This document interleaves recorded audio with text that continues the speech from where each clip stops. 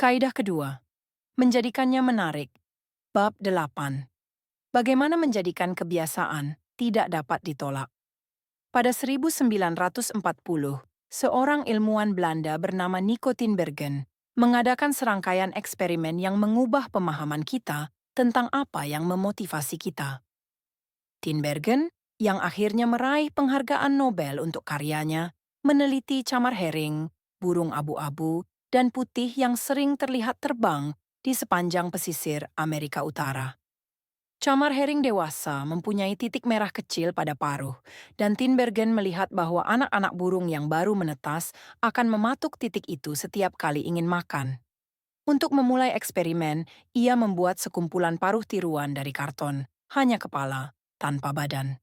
Ketika burung dewasa pergi mencari makan, ia mendekati sarang dan menyorongkan paruh tiruan itu ke hadapan bayi-bayi burung.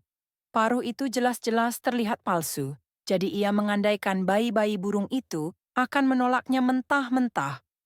Namun, ketika melihat titik merah pada paruh karton, bayi-bayi camar itu mematuk seperti yang biasa mereka lakukan terhadap paruh induk mereka. Mereka memiliki preferensi yang jelas terhadap bintik, seakan preferensi itu telah diprogram secara genetik saat lahir. Tak lama kemudian, Tinbergen mendapati makin besar bintik merah, makin cepat bayi camar mematuk. Akhirnya, ia membuat paruh dengan 3 bintik merah besar di bagian atas. Ketika ia menaruhnya di depan sarang, bayi-bayi burung menyambut dengan sangat bergairah. Mereka mematuk bintik-bintik merah itu seolah mendapatkan paruh paling besar yang pernah mereka lihat. Tinbergen dan rekan-rekannya mendapati perilaku serupa pada satwa-satwa lain. Sebagai contoh, angsa greylag adalah burung yang membuat sarang di tanah. Terkadang, ketika sang induk menggerakkan tubuh, ada saja telur yang bergulir dan menggelinding ke semak-semak di dekat situ. Kalau ini terjadi, sang induk mendatangi telur tersebut, lalu menggunakan paruh dan lehernya untuk menariknya ke dalam sarang. Tinbergen mendapati bahwa angsa akan menarik benda bundar apapun yang ada di dekat sarang, entah bola biliar atau bola lampu, ke dalam sarang. Makin besar benda itu, makin bersemangat sang angsa. Ada angsa yang bahkan sangat bergairah menggelindingkan bola voli ke sarangnya, lalu duduk untuk mengeraminya. Seperti bayi camar yang secara otomatis menutul bintik-bintik merah, angsa greylag juga menuruti aturan dalam nalurinya. Ketika melihat benda bundar dekat sarang, aku harus menggelindingkannya ke dalam sarang. Makin besar benda bundar itu, makin besar kewajibanku untuk mendapatkannya. Agaknya otak tiap hewan sudah terisi aturan-aturan tertentu seputar perilakunya. Dan ketika ada versi lebih besar dari yang diinformasikan oleh aturan itu, versi itu sama menariknya seperti pohon Natal. Ilmuwan menyebut petunjuk yang dibesar-besarkan ini supernormal stimuli. Rangsangan supernormal ini adalah versi yang lebih besar dari realitas. Misalnya paruh dengan 3 bintik merah atau telur seukuran bola voli. Dan benda tersebut memunculkan tanggapan yang lebih kuat daripada biasanya. Manusia juga cenderung terkecoh oleh versi-versi lebih besar dari realitas. Junk food, misalnya, cenderung membuat sistem ganjaran kita kacau. Setelah menghabiskan ratusan ribu tahun berburu dan mencari makan di alam liar, otak manusia berkembang ke tingkat yang sangat menghargai garam, gula, dan lemak. Makanan-makanan seperti itu seringkali kaya kalori dan sangat langka ketika nenek moyang kita sedang menjadi perambah di sabana. Ketika Anda tidak tahu di mana Anda akan mendapatkan makanan lagi, makan mungkin semata strategi yang dahsyat untuk bertahan hidup. Namun sekarang kita tinggal di lingkungan yang kaya kalori. Makanan berlimpah, tapi otak Anda terus mendambakannya, seperti ketika makanan masih langka. Memberi nilai tinggi pada garam, gula, dan lemak tak lagi menguntungkan bagi kesehatan kita. Tapi gairah terhadap unsur-unsur itu tetap ada karena pusat ganjaran di otak tidak berubah selama kira-kira 50.000 tahun. Industri makanan modern bergantung pada pengembangan naluri-naluri paleolitis, lebih dari tujuan evolusionernya. Sasaran utama ilmu makanan adalah menciptakan produk-produk yang lebih menarik bagi konsumen. Hampir setiap makanan dalam kantong, kotak, atau stopless ditingkatkan dengan suatu cara. termasuk dengan menambahkan perisa. Perusahaan menghabiskan jutaan dolar untuk menemukan tingkat kerenyahan yang paling memuaskan pada keripik kentang atau tingkat sengatan yang paling mengasyikkan pada minuman soda. Semua bagian bertujuan mengoptimalkan rasa suatu produk di mulut Anda. Kualitas yang dikenal sebagai oral sensation. Kentang goreng misalnya, menghadirkan perpaduan yang sangat menarik. Warna coklat keemasan dan renyah di bagian luar, empuk dan lembut di bagian dalam. Makanan olahan lain meningkatkan kontras yang dinamis dalam hal kombinasi sensasi, misalnya renyah dan penuh krim. Bayangkan kenikmatan keju yang meleleh di bagian atas kulit pizza yang renyah, atau kerenyahan kue Oreo yang dipadukan dengan kelembutan bagian dalamnya. Dengan makanan alami yang tidak diolah, Anda cenderung mengalami sensasi yang sama berulang-ulang. Bagaimana rasa kubis ketika Anda menggigitnya untuk ke-17 kali? Setelah beberapa menit, otak Anda tidak berminat lagi, dan Anda mulai merasa kenyang. Namun, makanan dengan kontras dinamis yang tinggi membuat pengalaman Anda selalu baru dan menarik, membuat Anda ingin menyantapnya lagi dan lagi. Akhirnya, strategi-strategi seperti itu memungkinkan ilmuwan makanan menemukan bliss point untuk tiap produk, kombinasi tepat antara garam, gula, dan lemak yang membuat otak Anda bergairah dan membuat Anda terus-menerus menginginkannya. Hasilnya, tentu saja, adalah Anda makan lebih dari semestinya karena makanan yang luar biasa lezat, jelas lebih menarik bagi otak manusia. Seperti kata Stefan Guyenet, pakar ilmu saraf yang mengkhususkan diri pada perilaku makan dan obesitas, kita menjadi kelewat pandai dalam menekan tombol kita sendiri. Industri makanan modern dan kebiasaan makan berlebihan yang ditimbulkannya hanya salah satu contoh. Hukum kedua perubahan perilaku menjadikannya menarik. Makin menarik suatu kesempatan, makin besar peluangnya menjadi pembentuk kebiasaan. Coba perhatikan sekeliling kita. Masyarakat kita dicekoki dengan versi-versi realitas yang direkayasa habis-habisan sehingga lebih menarik daripada dunia yang pernah ditinggali oleh nenek moyang kita. Toko menampilkan manekin dengan pinggul dan dada sempurna untuk menjual busana. Media sosial menghadiahkan like dan pujian lebih banyak dalam beberapa menit dibanding yang pernah kita dapatkan di kantor atau di rumah. Pornografi online menghadirkan tayangan merangsang pada tingkat yang mustahil ditiru dalam kehidupan nyata. Iklan diciptakan dengan kombinasi yang ideal dalam pencahayaan, rias profesional, dan penyuntingan menggunakan Photoshop. Bahkan sosok yang dijadikan model tidak mirip lagi dengan sosok pada citra akhir yang dihasilkan. Inilah rangsangan-rangsangan supernormal dalam dunia modern kita. Orang melebihkan fitur-fitur yang secara alami menarik bagi kita, dan naluri kita bertambah liar karenanya, menjadikan kita mengembangkan secara berlebihan kebiasaan berbelanja, kebiasaan bermedia sosial, kebiasaan menonton pornografi, kebiasaan makan, dan banyak lagi. Bila sejarah dijadikan panduan, peluang-peluang di masa mendatang akan lebih menarik daripada peluang-peluang saat ini. Kecenderungan mencari ganjaran menjadi lebih terkonsentrasi dan rangsangan untuk menjadi lebih daripada saat ini makin memikat. Junk food adalah bentuk kalori yang lebih terkonsentrasi daripada makanan alami. Minuman keras adalah bentuk alkohol yang lebih terkonsentrasi daripada bir. Video game adalah bentuk permainan yang lebih terkonsentrasi daripada permainan papan yang tradisional. Dibandingkan dengan yang alami, pengalaman-pengalaman syarat kenikmatan ini sulit ditolak. Otak kita sama seperti otak nenek moyang, tapi dengan godaan-godaan yang tak pernah mereka hadapi. Bila ingin meningkatkan peluang terjadinya perilaku, Anda perlu menjadikannya menarik. Selama diskusi kita tentang hukum kedua, tujuan kita adalah belajar cara menjadikan kebiasaan-kebiasaan kita tidak dapat ditolak. Karena tidaklah mungkin mengubah setiap kebiasaan menjadi rangsangan yang supernormal, kita bisa menjadikan suatu kebiasaan lebih menarik.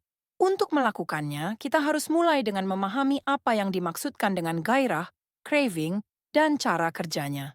Kita mulai dengan mencermati ciri biologis yang ada pada semua kebiasaan, lonjakan dopamin. Lingkaran umpan balik yang digerakkan oleh dopamin. Ilmuwan dapat memantau kapan persisnya kebangkitan selera berlebihan terjadi dengan mengukur neurotransmitter yang disebut Dopamin. Pentingnya dopamin mulai disadari pada 1954 ketika ahli ilmu saraf James Olds dan Peter Milner melakukan eksperimen yang mengungkapkan proses neurologis di balik gairah, raving, dan hasrat, desire. Dengan menanamkan elektroda di otak tikus, peneliti mengeblok pelepasan dopamin. Di luar dugaan ilmuwan, tikus kehilangan semangat hidup sama sekali. Mereka kehilangan selera makan. Mereka tidak mau berhubungan seks. Mereka tidak menginginkan apapun. Dalam beberapa hari, hewan-hewan itu mati kehausan. Dopamin bukan satu-satunya bahan kimia yang memengaruhi kebiasaan. Setiap perilaku melibatkan sejumlah bagian otak dan bahan kimia saraf. Dan siapapun yang mengatakan bahwa kebiasaan hanya terkait dengan dopamin, berarti melewatkan sebagian besar hal lain dalam prosesnya. Dopamin hanya salah satu hal yang berperan penting dalam pembentukan kebiasaan. Kendati demikian, pada bab ini saya berfokus pada rangkaian dopamin karena menyediakan jendela ke dalam proses biologis terkait dengan hasrat, nafsu, dan motivasi yang ada di balik setiap kebiasaan. Dalam kajian-kajian lanjutan, ilmuwan-ilmuwan lain juga menghalangi pelepasan dopamin dalam otak. Tapi kali ini mereka menyemprotkan sedikit air gula ke mulut tikus-tikus yang kekurangan dopamin. Wajah tikus-tikus kecil itu terkesan bersemangat dan senang setelah merasakan kelezatan itu. Bahkan walaupun dopamin dihalangi, mereka menyukai gula sama seperti sebelumnya, mereka hanya tidak menginginkannya lagi. Kemampuan mengalami kenikmatan masih ada, tapi tanpa dopamin, gairah tidak ada. Dan tanpa gairah, aksi berhenti. Ketika peneliti lain membalik proses ini dan membanjiri sistem ganjaran dalam otak dengan dopamin, hewan-hewan itu menjalankan kebiasaan dengan peningkatan yang luar biasa. Dalam suatu kajian, tikus menerima tambahan dopamin yang kuat tiap kali mengendus ke dalam kotak. Dalam hitungan menit, tikus mengembangkan hasrat yang sangat kuat sehingga mulai mengendus-endus ke dalam kotak sebanyak 800 kali dalam 1 jam. Manusia tidak terlalu berbeda. Pemain judi slot machine rata-rata memutar roda 600 kali dalam 1 jam. Kebiasaan adalah lingkaran umpan balik yang digerakkan oleh dopamin. Setiap perilaku yang sangat berpeluang menjadi kebiasaan, memakai obat bius, makan junk food, bermain video game, melihat-lihat media sosial, berhubungan dengan kadar dopamin yang lebih tinggi. Hal sama berlaku untuk perilaku biasa yang paling mendasar seperti makan, minum, berhubungan seks, dan bergaul. Sudah lama sekali ilmuwan menduga dopamin terkait dengan semua kenikmatan. Padahal sekarang kita tahu, dopamin memainkan peran paling penting dalam banyak proses neurologi, termasuk motivasi, belajar dan memori, hukuman dan kebencian, termasuk gerakan-gerakan yang disengaja. Ketika sampai pada kaitannya dengan kebiasaan, kesimpulan kita adalah sebagai berikut. Dopamin dilepaskan tidak hanya ketika Anda mengalami kenikmatan, tapi juga ketika Anda mengantisipasinya. Orang yang ketagihan berjudi mengalami lonjakan dopamin tepat sebelum memasang taruhan, bukan setelah mereka menang. Orang yang ketagihan kokain kebanjiran dopamin ketika melihat bubuk itu, bukan setelah memakainya. Setiap kali Anda membayangkan suatu peluang akan memberikan ganjaran kepada Anda, kadar dopamin Anda melonjak karena antisipasi. Dan setiap kali dopamin melonjak, begitu pula motivasi untuk beraksi. Antisipasi terhadap ganjaranlah, bukan pemenuhannya, yang membuat kita melakukan tindakan. Yang menarik, sistem ganjaran yang diaktifkan dalam otak ketika Anda menerima ganjaran adalah sistem yang sama yang teraktifkan ketika Anda mengantisipasi ganjaran itu. Ini satu alasan mengantisipasi pengalaman seringkali bisa terasa lebih baik daripada ketika mendapatkannya. Sewaktu kanak-kanak berpikir tentang hari Natal bisa lebih menggairahkan daripada saat membuka hadiah. Ketika sudah dewasa, berkhayal tentang liburan mendatang bisa lebih mengasyikkan daripada ketika menjalani liburan itu sendiri. Ilmuwan menyebutnya perbedaan antara ingin dan suka. Lonjakan dopamin. Petunjuk, gairah, tanggapan, ganjaran. Gambar 9. Sebelum kebiasaan dipelajari, A. Dopamin dilepaskan ketika ganjaran dialami untuk pertama kalinya. Ketika akan mengalami lagi, B, dopamin malah naik sebelum Anda mengambil tindakan, yakni segera setelah melihat petunjuk. Lonjakan ini mengantar ke rasa ingin yang luar biasa untuk beraksi begitu melihat petunjuk. Begitu kebiasaan terbentuk, dopamin tidak akan naik ketika Anda mengalami ganjaran karena Anda sudah mengantisipasinya. Kendati demikian, jika Anda melihat suatu petunjuk dan mengharapkan ganjaran, tapi tidak mendapatkannya, kadar dopamin akan merosot menimbulkan kekecewaan. C. Kepekaan tanggapan dopamin dapat terlihat dengan jelas ketika ganjaran didapatkan tapi terlambat. D. Pertama, petunjuk teridentifikasi dan kadar dopamin meningkat dalam bentuk kenaikan gairah. Berikutnya, tanggapan dilakukan tapi ganjaran tidak datang secepat yang diharapkan, maka dopamin mulai menurun. Akhirnya, ketika ganjaran datang agak lama setelah yang Anda harapkan, dopamin melonjak lagi. Seolah-olah otak berkata, "Lihat, aku tahu aku benar. Jangan lupa mengulangi aksi ini nanti." Otak Anda memiliki jauh lebih banyak rangkaian saraf yang disediakan untuk menginginkan ganjaran daripada menyukainya. Pusat-pusat rasa ingin dalam otak berukuran besar, pangkal otak, nukleus accumbens, ventral tegmental area, dorsal striatum, amigdala, dan bagian-bagian dalam prefrontal cortex. Sebagai perbandingan, pusat-pusat rasa suka dalam otak jauh lebih kecil. Bagian-bagian itu sering disebut hedonic hotspots dan terdistribusi seperti pulau-pulau kecil di seluruh otak.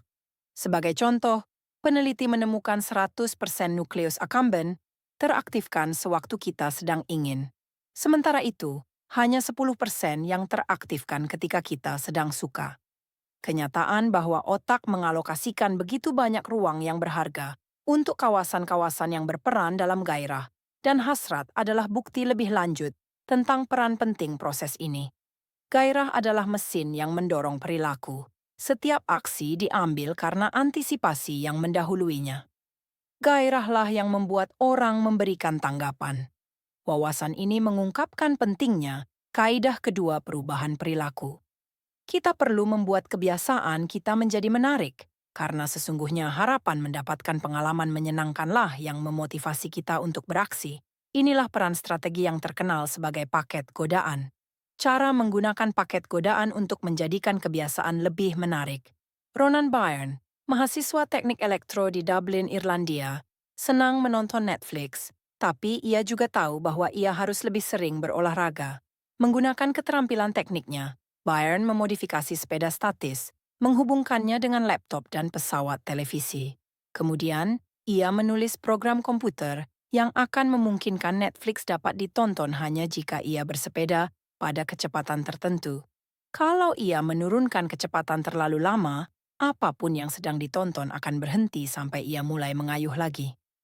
Kata salah seorang penggemarnya, ia menghilangkan obesitas sambil menonton Netflix. Ia juga menggunakan paket godaan untuk membuat kebiasaan olahraganya lebih menarik. Paket godaan bekerja dengan mengaitkan aksi yang Anda inginkan dengan aksi yang perlu Anda lakukan.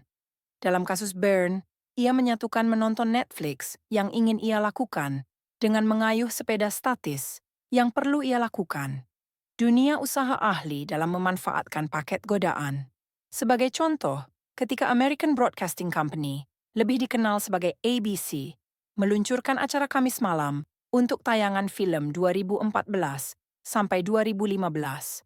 Mereka mempromosikan paket godaan dalam skala besar-besaran. Setiap Kamis, perusahaan itu menayangkan 3 serial drama berdasarkan naskah yang ditulis oleh Shonda Rhimes, Grey's Anatomy, Scandal, dan How to Get Away with Murder. Mereka menyebut acara itu TGIT on ABC. TGIT kependekan dari Thank God It's Thursday. Selain mempromosikan pertunjukan, ABC mendorong pemirsanya menikmati berondong jagung, minum anggur, dan menikmati malam itu. Andrew Kubitz, kepala bagian pengaturan acara ABC, menjelaskan gagasan di balik kampanye itu. Kami memandang Kamis malam sebagai kesempatan untuk menonton, entah bagi pasangan atau lajang, yang ingin duduk santai sambil menikmati anggur dan berondong jagung. Kecemerlangan strategi ini adalah bahwa ABC menghubungkan yang perlu dilakukan oleh pemirsa, menonton serial drama mereka, dengan sesuatu yang sudah diinginkan oleh mereka, duduk santai sambil menikmati anggur dan makan berondong jagung. Sejalan dengan waktu, orang mulai menghubungkan menonton ABC dengan perasaan santai dan terhibur.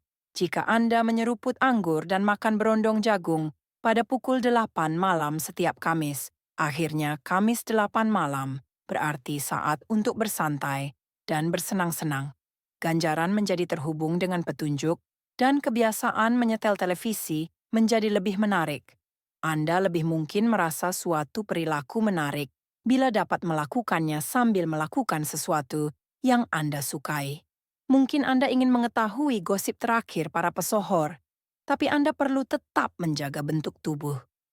Menggunakan paket godaan, Anda hanya bisa membaca tabloid dan menonton reality show di sasana kebugaran. Mungkin Anda ingin merawat kuku, tapi juga perlu membersihkan email. Solusinya, hanya menjalani perawatan kuku sembari memeriksa email yang sudah lewat waktunya. Paket godaan adalah cara untuk menerapkan teori psikologi yang disebut prinsip Primack. Prinsip karya Profesor David Primack ini mengatakan bahwa perilaku-perilaku yang lebih mungkin akan memperkuat perilaku-perilaku yang kurang mungkin. Dengan kata lain, bahkan seandainya Anda sesungguhnya tidak ingin membersihkan email lama, Anda akan bersedia melakukannya bila sambil melakukan sesuatu yang sungguh ingin Anda lakukan. Anda bahkan dapat menggabungkan strategi paket godaan ini dengan strategi menumpuk kebiasaan yang kita bahas di bab 5 untuk membuat seperangkat aturan guna memandu perilaku Anda. Rumus untuk penggabungan penumpukan kebiasaan dan paket godaan. 1. Setelah kebiasaan sekarang, aku akan kebiasaan yang aku perlukan. 2. Setelah kebiasaan yang aku perlukan, aku akan kebiasaan yang aku inginkan. Bila ingin membaca koran, tapi Anda perlu mengungkapkan rasa syukur. 1. Setelah menyeruput kopi pagi, aku akan mengatakan satu hal yang aku syukuri atas kejadian kemarin, kebutuhan. 2. Setelah mengatakan satu hal yang aku syukuri, aku akan membaca koran, keinginan. Bila ingin menonton acara olahraga tapi perlu melakukan telepon penjualan. 1. Setelah kembali dari istirahat makan siang, aku akan menelepon 3 klien potensial, kebutuhan. 2. Sesudah menelepon 3 klien potensial, aku akan memeriksa ESPN, keinginan. Bila ingin memeriksa Facebook tapi Anda perlu lebih banyak berolahraga. 1. Setelah mengeluarkan ponsel, aku akan melakukan burpee 10 kali, kebutuhan. 2. Setelah melakukan burpee 10 kali, aku akan memeriksa Facebook, keinginan. Harapannya pada akhirnya Anda akan lanjut dengan menelepon 3 klien atau melakukan burpee karena itu berarti Anda dapat membaca berita olahraga terkini atau memeriksa Facebook. Melakukan hal yang perlu Anda lakukan berarti melakukan hal yang ingin Anda lakukan. Kita memulai bab ini dengan membahas rangsangan supernormal, yaitu versi realitas yang dilebihkan, sehingga menaikkan hasrat Anda untuk melakukan aksi. Paket godaan adalah satu cara untuk menciptakan versi kebiasaan yang dilebihkan dengan menghubungkannya dengan sesuatu yang sudah Anda inginkan. Tidaklah mudah merekayasa kebiasaan yang betul-betul tidak dapat ditolak, tapi strategi sederhana ini dapat dipakai untuk menjadikan kebiasaan apapun lebih menarik daripada yang seharusnya. Ringkasan bab kaidah kedua. Perubahan perilaku adalah menjadikannya menarik. Makin menarik suatu kesempatan, makin besar peluangnya untuk menjadi kebiasaan. Kebiasaan adalah lingkaran umpan balik yang digerakkan oleh dopamin. Ketika kadar dopamin meningkat, begitu pula motivasi kita untuk beraksi. Antisipasi terhadap ganjaranlah, bukan pemenuhannya, yang membuat kita melakukan aksi. Makin besar antisipasi, makin besar lonjakan dopamin yang terjadi. Paket godaan adalah satu cara untuk menjadikan kebiasaan Anda lebih menarik. Strategi ini adalah memasangkan aksi yang Anda inginkan dengan sebuah aksi yang Anda butuhkan.